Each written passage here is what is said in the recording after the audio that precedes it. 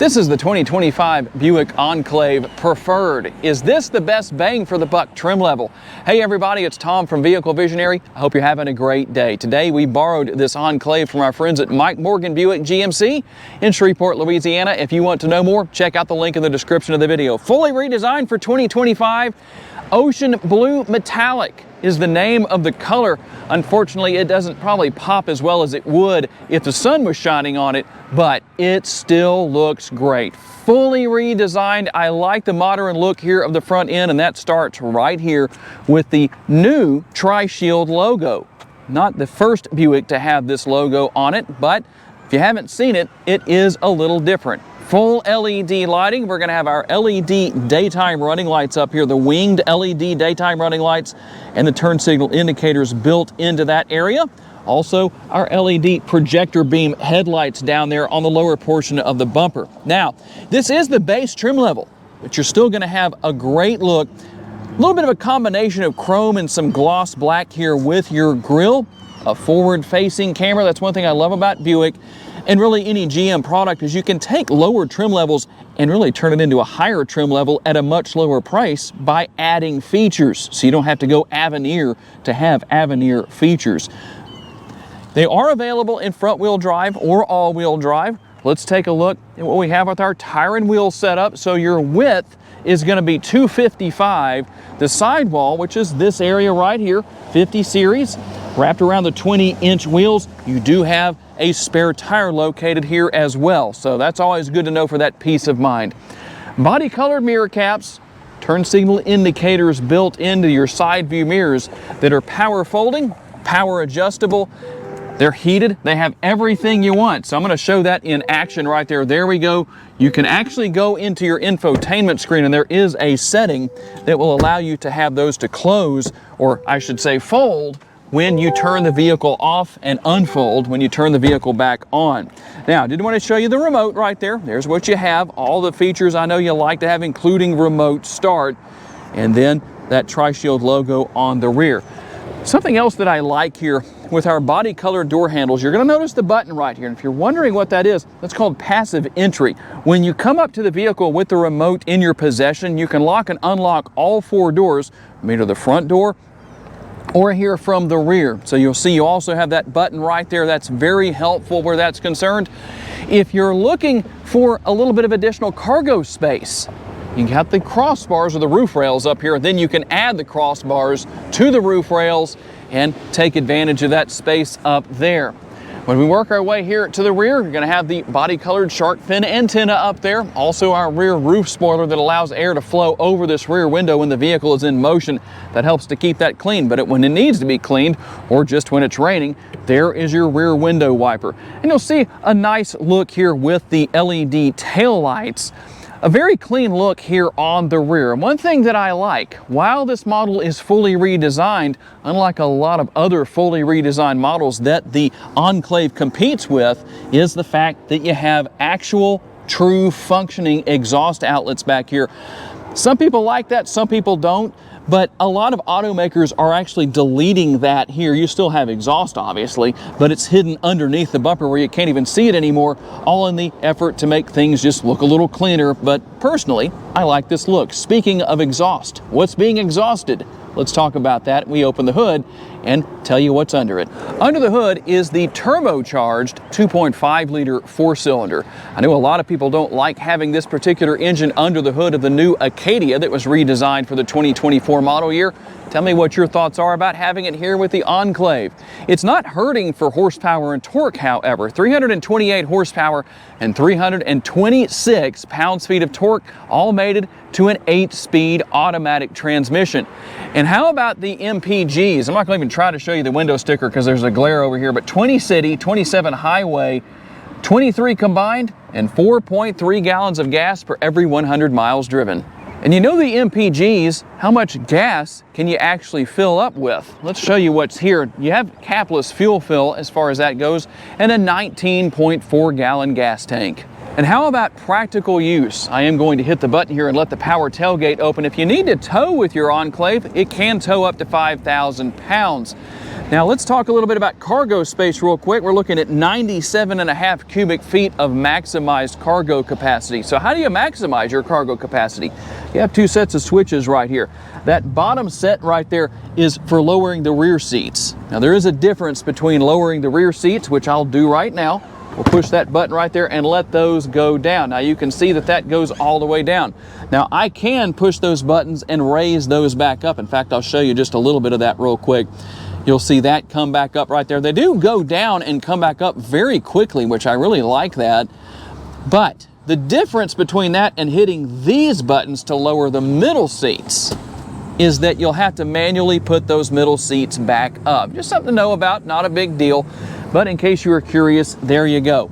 You know what's going on there. Underneath the floor, there is some storage space here, and you'll notice the diagram right here. That's telling you how to gain access to your spare tire. It's not actually located underneath the vehicle like it is in some.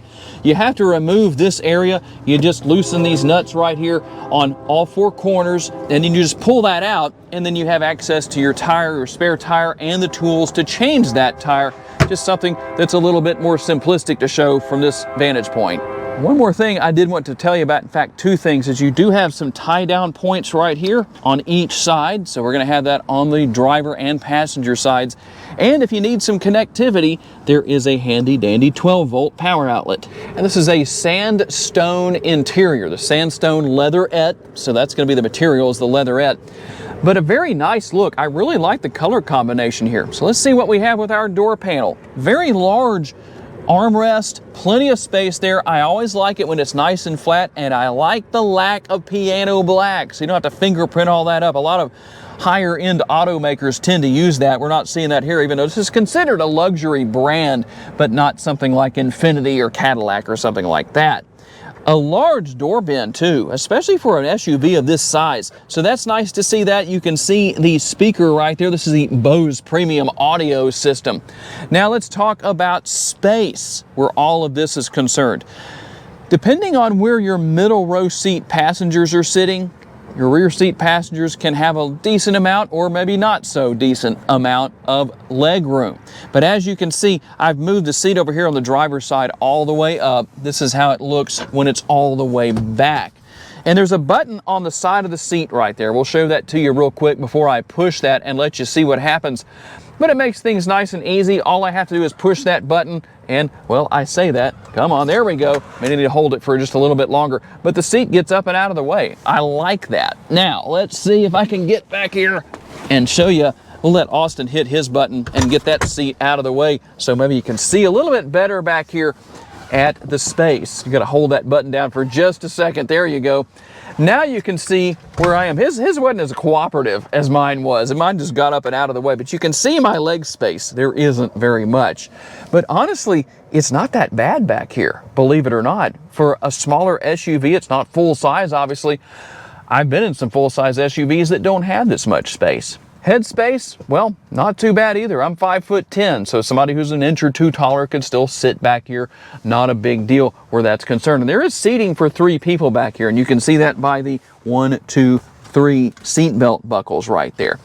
And as far as space goes for cup holders, a cup holder right there, a little bit of space for something behind that, and a USB port. We're going to have that on both sides. And something I like about GM vehicles right here.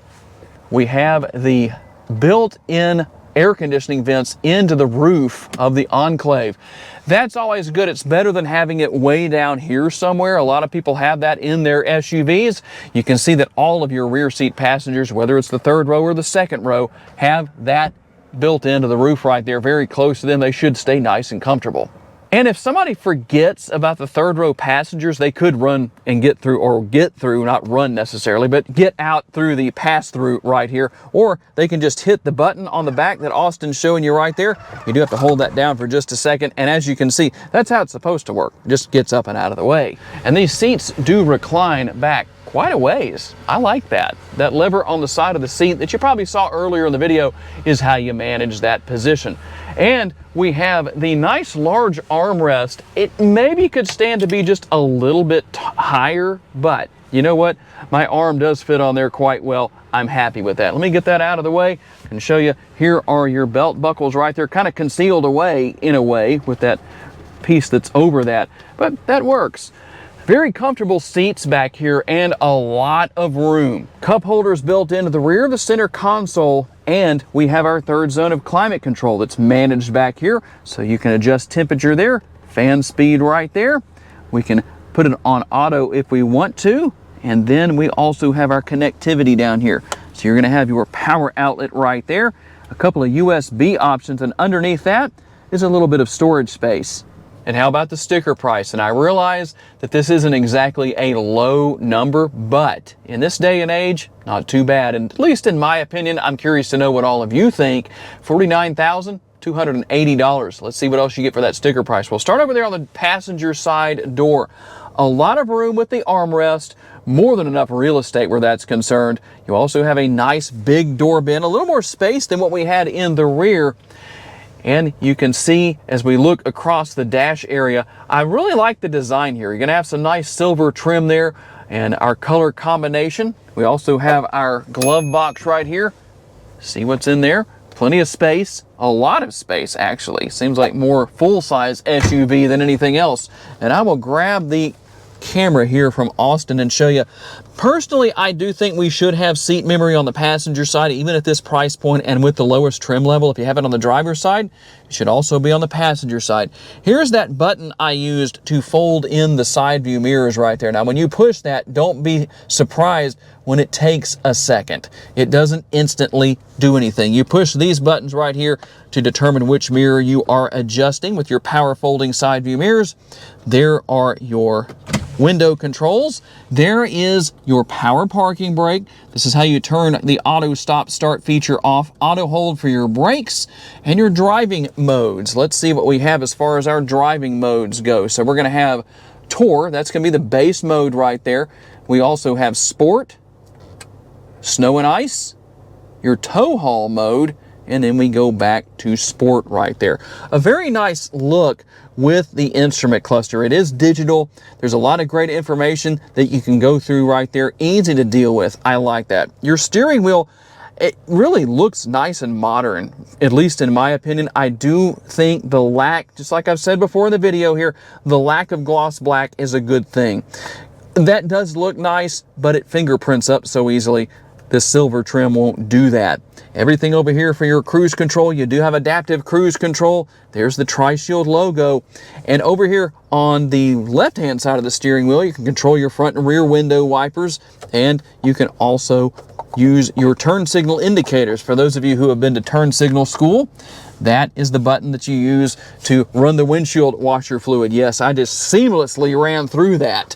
If you didn't catch what I said, yes, I'm being sarcastic. It's okay. Here is your shifter. So you pull back on that, it goes into neutral. You do have to keep your hand pulled back on it like that, and then you can go into drive, and then you can go into reverse as well. So that's pretty easy to deal with as far as that goes, but notice how it won't do anything right here. I have to pull back for that to happen, just so you know. And there is how you go into park. Now, let's take a look at what we have here with our infotainment screen. Hopefully there's not too much of a glare with that. We apologize if there is. You do have a lot going on here. You have Alexa built in, Google Assistant, so you can say, hey, you know who. I could set off devices in your house if I wanted to, but I'm being nice and not doing that. But that is there. And trailering. You know, we talked about how you can tow 5,000 pounds, so there are a few things you can go through. You've got your checklist, all that kind of stuff. I can't really do much because we don't have a trailer on the Enclave right now, but you can see what's there. There's the the Play Store, I should say, just the Play Store, and you can download different apps and things that are there that you might need to use. Apple CarPlay and Android Auto, you can see those are the grayed out icons right there. You can wirelessly pair your smartphone, and the multiple camera views here. I really like what we have where that is concerned. So you have your overhead view if you want to use that, your side view if you want to take advantage of that, and you have your different views, standard views, side view mirrors, all of that is going to be there. I really like what we have as far as that goes. Pretty simple to deal with, nice and clear. I think that works. And if we go down here into settings, I'll show you a couple of little things here, just what's here. I'm not going to show everything, but I just want to give you a quick look at what all is here. But I do want to go into vehicle and show you a couple of things that I think are of note. You have your audio settings, so you can tune your audio system and make that sound however you want to, because normally the factory settings just don't do it. I know they don't do it for me, at least. So you know where that is. This is so simple to figure out, you really don't even need me to show you how to do it. But there's teen driver mode. You can turn your rear seat reminder on and off, the same with your buckle to drive. I do recommend using your seatbelt when you're out driving. But here is something I know a lot of people want to know about: your collision detection or driving aids, automatic emergency braking, front pedestrian braking, intersection collision braking, adaptive cruise go notifier, side bicyclist alert, lane change alert, park assist with braking, rear cross traffic braking, and your rear pedestrian alert. So you can see some of those great features that are there. Now, one thing that is interesting here is that you can go in, and here are how you manage your lights as far as the vehicle goes. We actually have to go to see more, and there are your lights. You can go into your auto high beams, turn those on or off if you want to. And with your headlights, you can see what you can do here. You can leave them off. You can turn that off like that, or you can leave them on auto. You can turn them on if you want to right there. But just so you know what is there, there are some things that you can manage here. Your dome light, all of that. Now let me go back here real quick, because there was one more thing I wanted to show you. You also have ambient lighting, and there is quite a bit here. You can see you have multiple hues of different colors, such as blues and purples and all that kind of stuff. There are a lot of different colors here. So I like that. It actually shows up quite well. We have our brightness here, so if it's not bright enough, you can go in here and change that. Now, you will notice that you have some information on the air conditioning here on the screen, but you don't have to adjust it here. You do have physical controls. I like that. I don't think we prefer the screen controlled air conditioning system. So it's nice to have that right there. Easy to deal with, easy to figure out, no problem. And here on the preferred trim level, right here, you're going to have this as a standard feature. Your wireless charging pad. Nice to see that. That's going to be there. Your phone fits right down in here. In fact, I'll give you a quick look at how that works with my own phone. So we'll put that in there. Let you see that come on. Now it's charging. So that's a pretty cool thing. I like that standard feature. You don't have to option that in or go to a higher trim level. And here's where you're going to control the volume for your radio, and you just push that to turn it on and off. A little bit of storage right here. And we do have some piano black finish here. So don't play the piano on that, or gloss black, as sometimes we call that. And your cup holders. This is a multitasker right here. It's the lid for the center console, and it's also the armrest for the driver and the passenger, which both have fully adjustable power seats, by the way, with lumbar support. You do have the removable tray right there, and space within the center console. So quite a bit going on where that is concerned. And we'll also take a quick look up here. Sunglass holder is built in. That's nice to have. And something that is a little unusual is that here is your button for your hazard lights. So if you need to use those, there they are. You can see the other things that we have as far as OnStar goes, if you have an emergency, all that kind of stuff. A very nice interior here with this Enclave. I think you definitely get a lot for the money. And on every single trim level, this one doesn't have it, but you can option in Super Cruise. And you might have seen it earlier, but I did want to point out that you do have a couple of USB options here in the front seat, and underneath the center console is a pass-through. There's a whole bunch of space right there. I like that. A good use of available space that not all automakers are using. Good job, Buick. We'll give you a Scooby snack for that. And I don't know how well you can see it on the windshield, but there's also a head-up display here. Another thing you can option in, even on this preferred trim level. All right, here we go on the test drive with the Enclave. And you might be surprised at how well it gets down the road. It's not too bad. It's not neck-snapping performance, but if you just ease into the pedal a little bit, it gets up to speed. Now, I'm not going to floor it at this point, but we'll see what happens when I get on the pedal a little bit more. Let's just see here. Not bad. It's actually, yeah. Got Austin's attention to the passenger seat. Now I need to get on the brakes just a little bit. So that's actually a good thing. You know, it has good acceleration. a nice tight turning radius, but I'll tell you one thing I really have to rave about here is the fact that the interior is so comfortable. Very roomy, very comfortable seats. And one thing that's interesting is these seats are actually more comfortable than the vehicle we reviewed before this one, which was a 2025 Infiniti QX80. No, I am not saying those two compete with each other. I wouldn't be surprised if somebody said that in the comments. Can you hear that? That's not a competitor. That's the way. We just reviewed it before this one. Yeah, I could, but you can hear the trolls saying that. That's how trolls talk, by the way. If you've ever wondered, if you want to know how you sound as a troll, that's what your voice sounds like. Okay, it is okay. We like to make you laugh a little bit in our videos, but very enjoyable to drive, that's for sure. And the controls and everything here, your technology, not too difficult to deal with. There is a little bit of a learning curve, a slight learning curve, but overall you can really use the hunt and peck method. And in fact, I'll give you an example of what I'm talking about.